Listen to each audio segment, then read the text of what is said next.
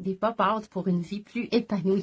Les pop-out, pour moi, c'est des choses à arrêter, des choses à mettre dehors, des choses à cesser ou qui nous freinent, qui nous empêchent d'avancer, d'évoluer, de s'épanouir.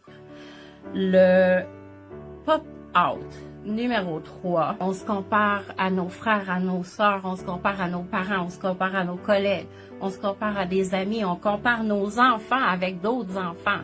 Ça, je trouve que c'est plus grave un peu. Parce que ce que ça fait, là, ça fait que tu vois pas toutes ses forces, son unicité à lui. La comparaison, jusqu'à où elle peut mener, sentiment de dévalorisation, sentiment d'infériorité par rapport aux autres. Souvent, on va comparer notre chapitre 3 au chapitre 21 d'une autre personne.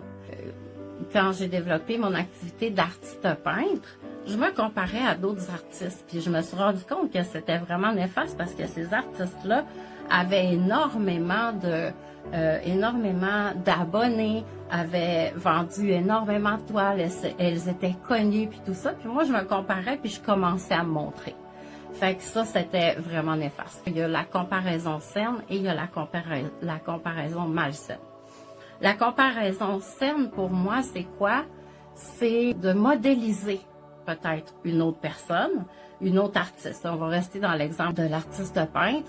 Peut-être lui poser des questions sur son parcours, par où elle a dû passer, parce que ce qu'on voit de beau, là, qui est vraiment exponentiel dans sa vie, ben elle en a eu des blocages, elle en a eu des peurs avant de s'exposer. Peut-être qu'elle a vécu de la honte, de la culpabilité. Avec ses tableaux, peut-être qu'elle avait de la misère à se mettre de l'avant dans ses débuts. Fait que d'aller comparer notre chapitre 3 au chapitre 21 d'une autre personne, qu'après qu'on se soit comparé, de se dévaloriser, de se sentir moindre, de se sentir nul, parce qu'on n'est pas rendu à la même place que d'autres personnes.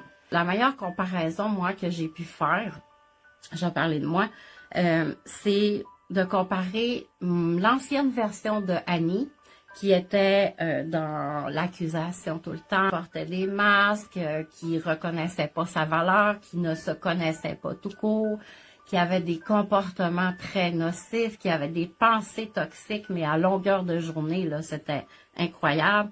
La Annie qui se tapait sur la tête tout le temps pour n'importe quoi.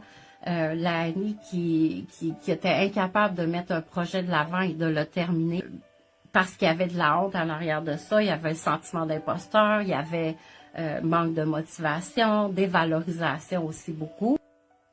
Fait que pensez à comparaison saine et comparaison malsaine.